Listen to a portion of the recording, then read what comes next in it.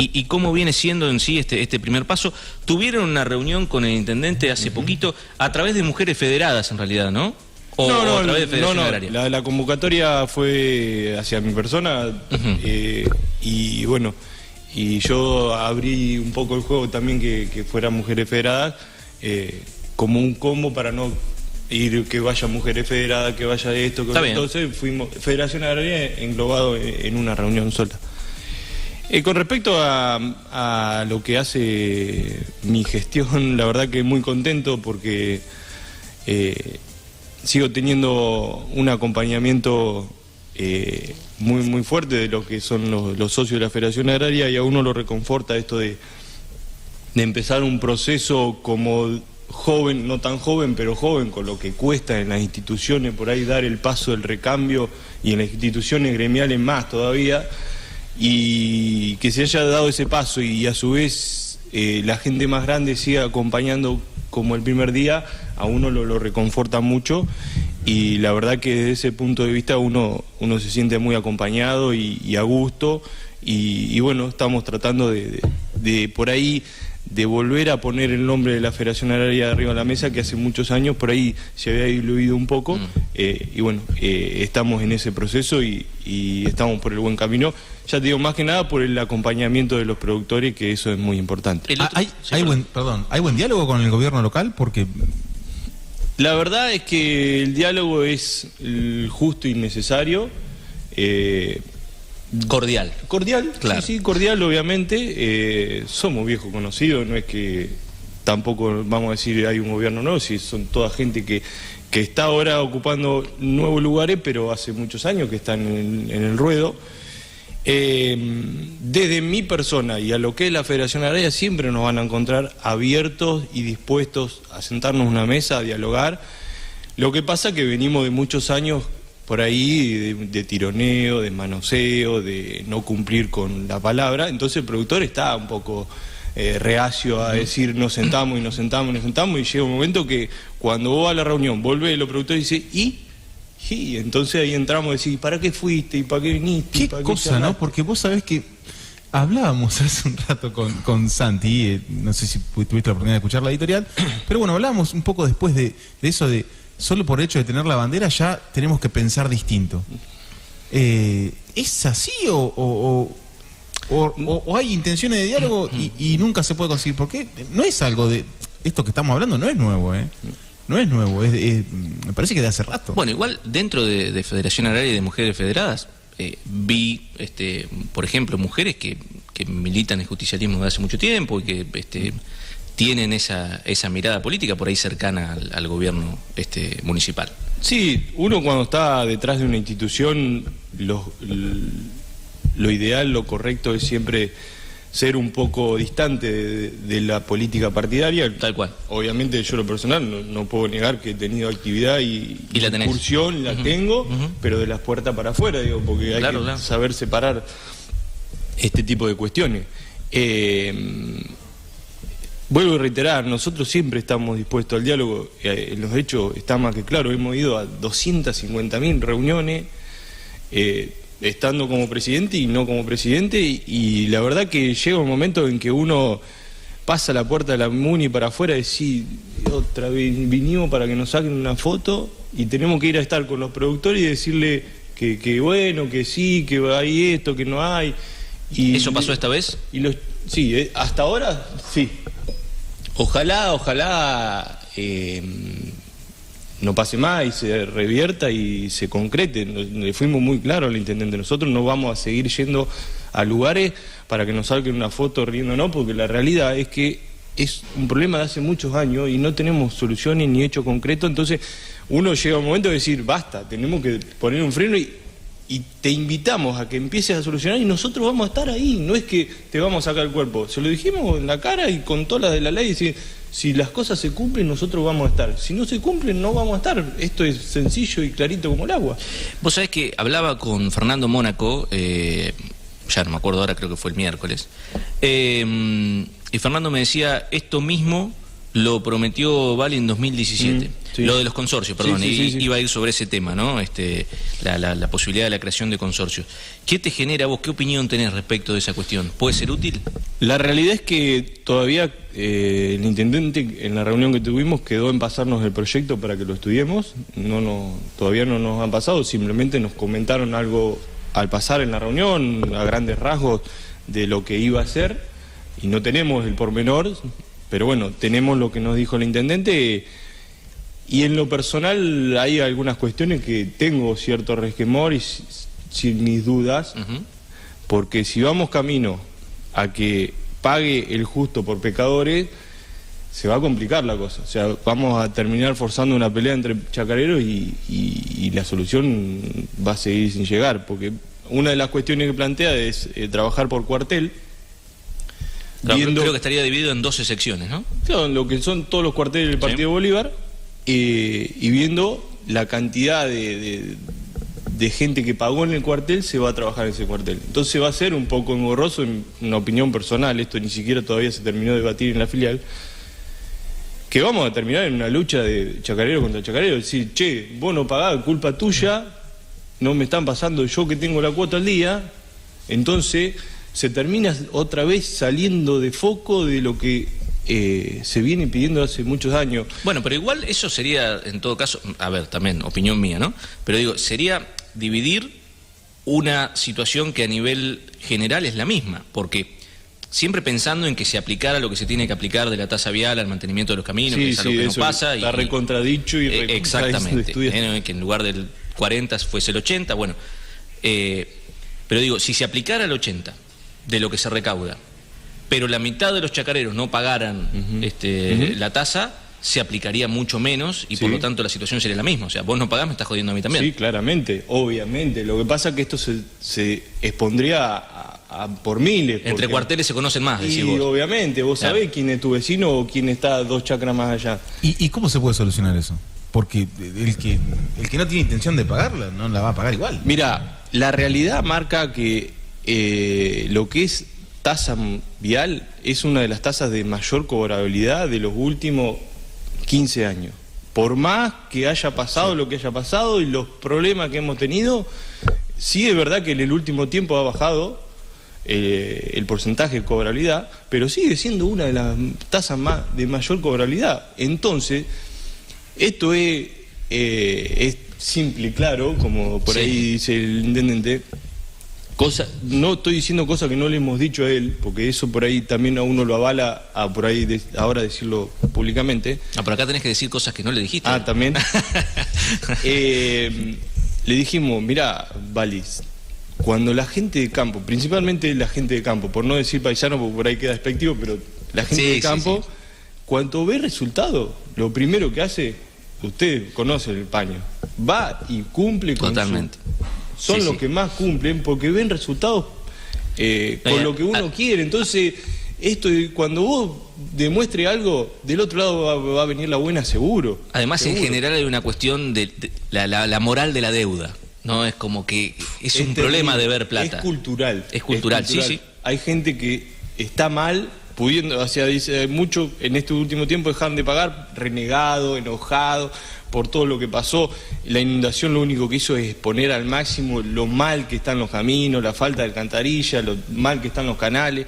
Entonces mucha gente se renegó mucho el año pasado y pudiendo pagar contra su propia voluntad, porque como decís, es una cuestión casi cultural, están incómodos porque si no quieren tener problemas, ellos quieren cumplir. Entonces, vuelvo a reiterar esto, cuando vean resultados concretos, la gente de campo no les va a soltar la mano, van a ser los primeros que van a ir a aportar. Lo que pasa es que hace muchos años que venimos de una desidia, de una enfermedad crónica, lo que es de los caminos, y se hace muy difícil de un día para el otro resolver cosas básicas, porque ni siquiera estamos pretendiendo que los 2.500 kilómetros de camino de tierra que hay sean una luz. Nosotros somos muy coherentes con lo que decimos, no pretendemos que estén los transversales, los que no son transversales, no, nosotros queremos arrancar por los caminos troncales, como nos planteó el Vali, y después ir desmenuzando caminos que tengan más movilidad. Somos conscientes que no es lo mismo los caminos de ahora que hace 50 años atrás, hay el doble o el triple de transitabilidad, sí. Digo, es un montón de cosas. Sí, más cantidad de kilos. Todo. También hicimos mea culpa en la reunión, o sea, porque en la realidad hay muchos productores que por lo general no son los chacareros, pero bueno, lo vamos a dejar ahí el tema. No, yo iba a hacer hincapié en ese tema porque creo que es uno de los grandes temas que cuando se los planteas a los productores le esquivan el bulto, y es una realidad. Hago un paréntesis para mandar un saludo a Marina Martín, que está mirando el streaming y que nos, digamos, coincide con vos en esto de que el chacarero, si ve resultados, paga la tasa vial. Marina, que está en Mujeres Federadas, ¿no? No, es la secretaria de la filial. Es la secretaria de la filial, correcto. Pero digo, los chacareros poca mea culpa hacen, si es que hacen alguna, respecto de los camiones con sobrecarga que salen de los campos. Y eso, cuando uno les plantea la situación, siempre tienen una excusa a mano pero hay que aprovechar cuando se puede porque mañana llueve, y si no, y que la producción hay que sacarla y que no podemos dejar en bolsones. Bueno, por algo hay una reglamentación que es que se pueden cargar hasta 40.000 kilos máximo, con los 4 ejes, ahora creo que se amplió eso un poco más, pero... y no se cumple. La mayoría de las veces no se cumple. Y tienen culpa los chacareros, y tienen culpa las cerealeras que reciben también los camiones con sobrecarga, y tiene culpa el Estado, que todavía no ha puesto balanzas para controlar justamente esas cuestiones. Son todas cuestiones que llevan a que los caminos estén hechos bosta como están. Tal cual como lo estás mencionando vos, se lo planteamos nosotros. Nosotros vamos a ser los primeros de que si tenemos que sentarnos y colaborar con esto de que si hay que poner balanza en 4 puntos cardinales del partido, colaborar con el municipio desde ese punto de vista, nosotros también estamos dispuestos a eso, porque esto tiene que ser un ida y vuelta, si no, no sirve solamente echarle la culpa al municipio, por más que tiene gran parte del problema de la culpa del no trabajo. Sí, la gran culpa del municipio creo que es no aplicar lo que debe aplicar de la tasa vial al mantenimiento. Sí, no aplicar lo que se hace por ahí, claro, no de la manera adecuada, siempre se llega después, cuestiones medio de parche para seguir subsistiendo, digo, entonces, sumado a la cuestión climatológica que no ayuda, digo, es un combo que termina siendo muy, muy complejo de solucionar, ni siquiera a 4 o 5 meses, esto es para largo, pero algún día tenemos que empezar, algún día tenemos que empezar. Otra de las cuestiones básicas, por ahí, disculpa que me salga, digo, es lo que es el camino, no, porque lo hemos hablado hasta el cansancio de que no es si sale o no sale un camión de soja, correcto, o una jaula de novillo, van pero muchísimo más allá, y lo que hemos vivido en el campo, la sabemos y recontra sabemos de que es algo mucho más amplio esto de que si sale o no sale el camión, o si se encaja o no se encaja una camioneta, es muchísimo más amplio. Entonces, creo que la discusión tiene que ser un poco más profunda, porque el golpe no es solo la producción, el golpe es a la vida rural, al chacarero que vive en el campo, a las escuelas de campo, digo, a la gente que le toca transitar todos los días los caminos. Entonces el golpe es mucho más profundo. Y bueno, ojalá que se revierta la situación. Siempre uno trata de tener un granito de optimismo. A veces cuesta. A veces cuesta porque el que se quema con leche ve la vaca y llora. O sea, eso lo tenemos bien claro. Tocaste un tema ahí también entre medio, que es la educación, que es una realidad lo que decís, porque hay docentes, maestras, que tienen que transitar también esos caminos y no tienen una 4x4 para ir. Y muchas veces no va a haber clases porque la maestra no llega. O los alumnos. Muchísimas. O los alumnos. Muchísimas veces pasa eso. El año pasado, vuelvo a reiterar, la inundación lo único que hizo es exponer las malas condiciones de los caminos rurales. Sabemos que cuando vienen este tipo de eventos no hay nada que lo pueda frenar, ni muchas soluciones en la corta. Pero si uno está con condiciones mínimamente aceptables, el golpe es mucho más leve. Lo del año pasado, o sea, yo voy a hablar por ahí de la escuela que me vio crecer y es una de las más conocidas, tenemos más de 20 escuelas rurales en el Partido Bolívar. La 14, un oasis educativo en el medio de la nada, digo, perdió más de media matrícula. Eso es impresionante y es una realidad. Esto, vuelvo a reiterar, se lo plantea al intendente, digo, ¿qué Bolívar queremos? ¿hacia dónde apuntamos? ¿Hacia el vaciamiento de las escuelas rurales, de la vida rural y el engrosamiento de los barrios periféricos de Bolívar, donde terminan viniendo gente que no puede estar en el campo, terminan viniendo... Pero eso se da un poco también porque no hay tanta gente viviendo en el campo, por una cuestión de ya no vive tanta gente en el campo, ¿no? Más allá de que, o sea, hay dos realidades que se juntan ahí. Sí, obviamente, es un proceso de muchos años donde el sistema mismo te empuja a que una familia, el hijo, termine yendo a estudiar, por más que le guste el campo, cuasi a la fuerza, porque no hay lugar para otro más en la chacra. Claro. Entonces terminan, digo, bueno, obviamente que los padres en afán de querer estudiar terminan yendo viniendo a Bolívar o yendo a alguna de las grandes urbes, y capaz que ese pibe lo único que quería era poder tener una oportunidad en su chacra o en el campo, y termina siendo un rehén de la situación y de la coyuntura, y obviamente que el que se va no vuelve. Eso está más que claro. Te saco brevemente de la cuestión local, pero digo, ¿no hay una perspectiva de que eso pueda llegar a modificarse? Hoy ha cambiado mucho el tema conectividad en el campo. Sí, hace 10 años atrás era impensado tener una internet de calidad en el medio de la nada, y hoy con un Starlink uno tiene internet de calidad en cualquier parte directamente. ¿No puede eso ayudar de algún modo a que la vida rural se sostenga, en el sentido de que un chico hoy podría cursar una carrera desde el campo, si quiere, ¿sí? De manera virtual? Sí, como digo que en unas cosas hemos retrocedido como dejó la OCA, en este tipo de cuestiones, la verdad que hay que sacarse el sombrero porque hemos avanzado, claro, décadas. Sí, lo que pasa es que tenía que acompañarlo después, por ejemplo, con un camino que le permita a esa familia venir a Bolívar a hacer las compras. A eso quería llegar, ¿no? digo, ahí es donde claro, llegamos. claro. Por eso la importancia del camino rural, digo, porque también hay que entender que hay... Nosotros somos la federación, yo represento a la Federación Agraria, pequeños y medianos productores. Está la rural y hay otra gente que por ahí no se siente identificada, Pau no se siente identificada, perfecto, cada uno está en el lugar que quiere, puede o le corresponde. Pero es una discusión, esto lo planteo por ahí puertas adentro siempre, que es transversal. Digo, acá el camino rural te corta al medio al que más tiene, al que menos tiene, al que tiene más o menos, al que tiene un poquito menos.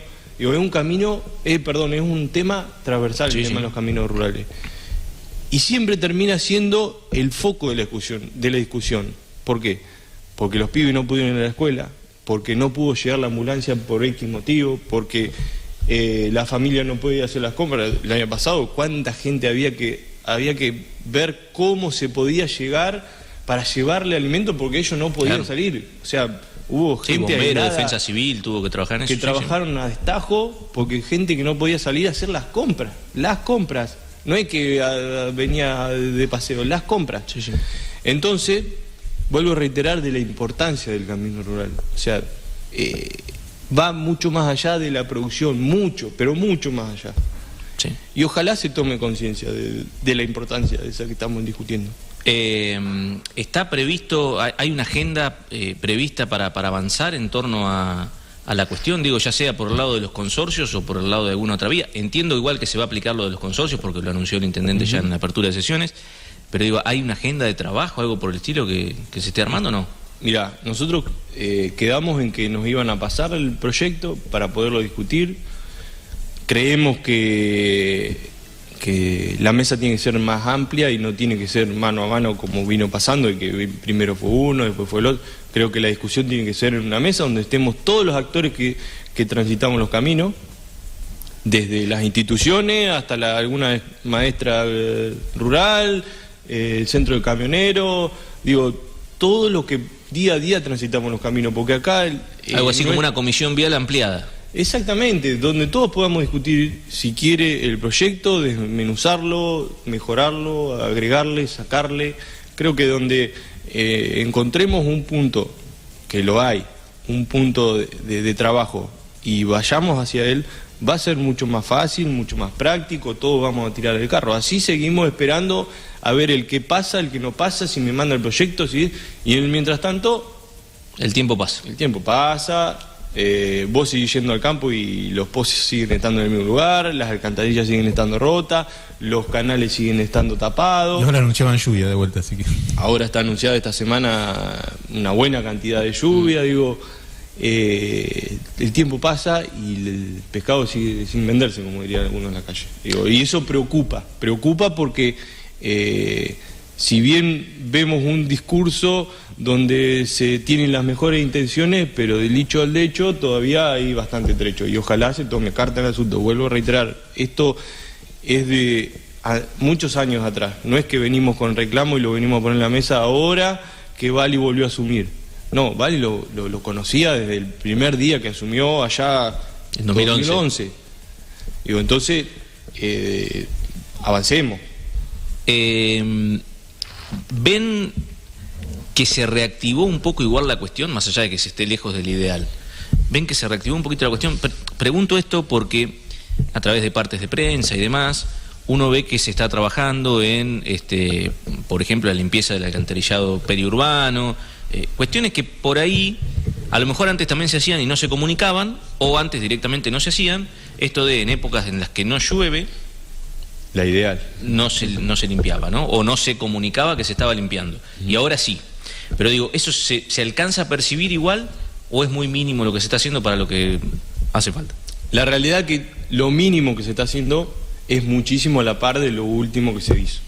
Entonces, el contraste es muy grande, porque en los últimos años, la verdad que, además del abandono y del no hacer nada, el manoseo era mayor, porque a las instituciones ni siquiera se nos convocaba, no se nos escuchaba.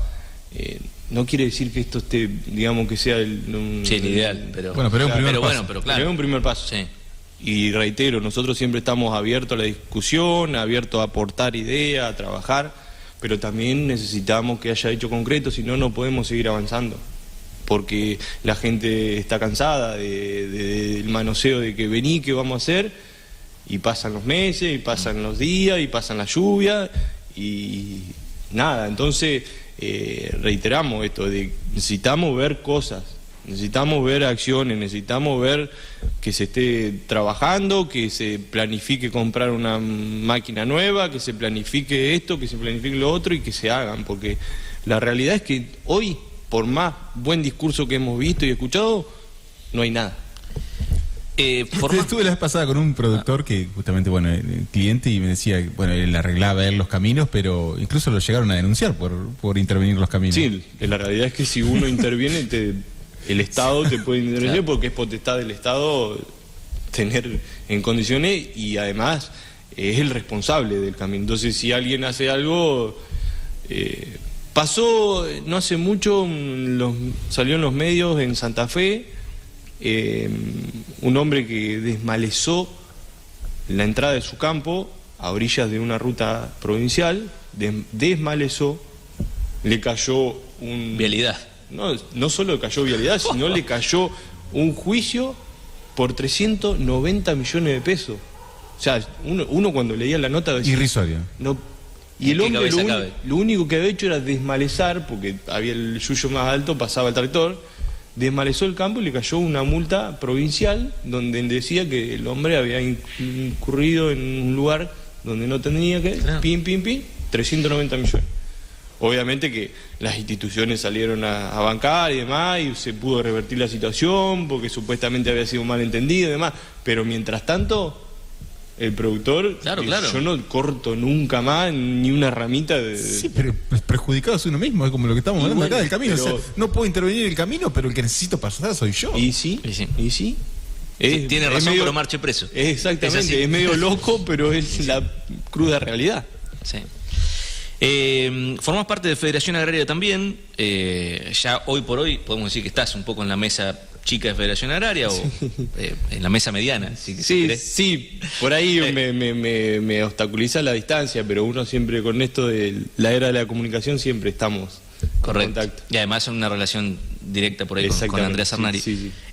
Los problemas que aquejan a Bolívar, ¿son problemas que aquejan a muchos puntos del país?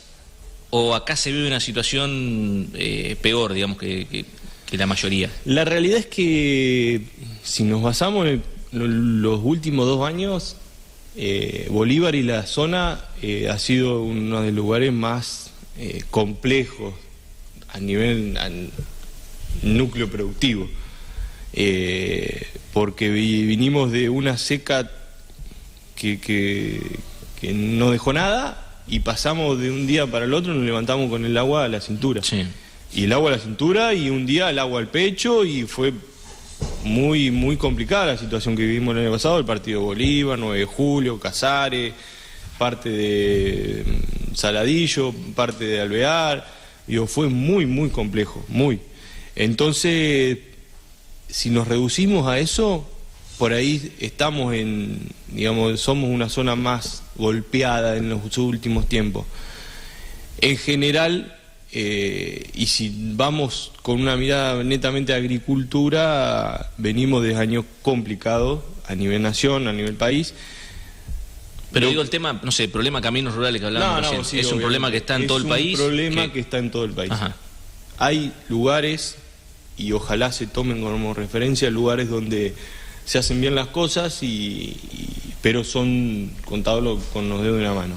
¿Y tema ruralidad, vida rural? No, bueno, eso es algo que desde la Federación Agraria, desde que milito, es algo que se viene planteando, de la famosa frase agricultura con agricultores, agricultura con rostro humano, digo, esto del vaciamiento de la vida rural, de la gente viviendo en el campo, que viene de los últimos años, es medio preocupante. Uno cuando yo vivía en el campo, vos sabías que la luz, aquella vivía fulanito, más allá vivía otro, y más allá vivía otro. Sí. Y él va al campo y me toca, pues yo dejé... Y no hay luces. No hay ni luz, no hay ni gente, y eso preocupa. Pero eso es imparable, ¿eh? Eso es imparable. Sí, es los imparable avances, mientras que no se tomen medidas sobre el tema. Yo con la mayoría de los productores que hablo, buscan máquinas que hagan más cosas, más grandes, para reducir el personal. Es imparable. ¿O porque no tienen personal? Es imparable siempre y cuando siga sin tomarse medidas al respecto, digo. Y no, ahí excluyo a lo que es netamente, no es solamente una cuestión en lo local, esto es provincial y nacional. Mientras que se siga haciendo la vista gorda sobre la vida rural y la gente viviendo en el campo, este proceso no lo vas a parar, claramente. Voy a tomar un poco por ahí un pequeño ejemplo. En Brasil hace un par de años se fue fuerte sobre el foco de la gente que vivía en el campo, y tuvieron la suerte y la buena política de volver a incluir más de 1 millón de personas en la vida rural. Gente que se volvió a vivir al campo. Se volvió, pero porque fue una decisión política, no solo por ahí de los lugares locales, sino a nivel nacionales. Entonces, cuando se actúa, y pasó hasta, mira, por ahí me retomo a lo que fue la pandemia. ¿Cuánta gente volvió a vivir al campo durante la pandemia? Un montón. Sí, y por una cuestión de seguridad, diría.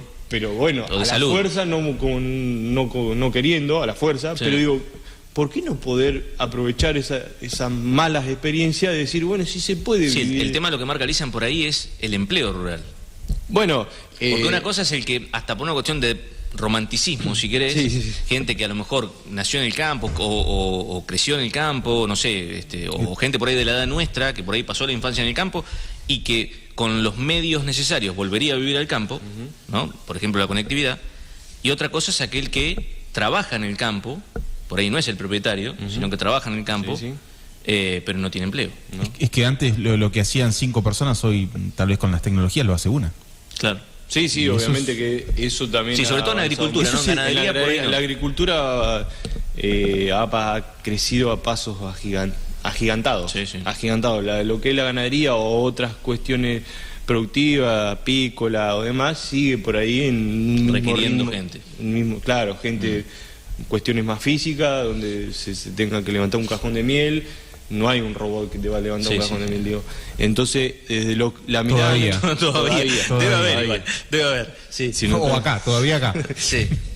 Entonces, en ese sentido sí, por ahí se ha crecido muchísimo, y el día a día te pide seguir evolucionando.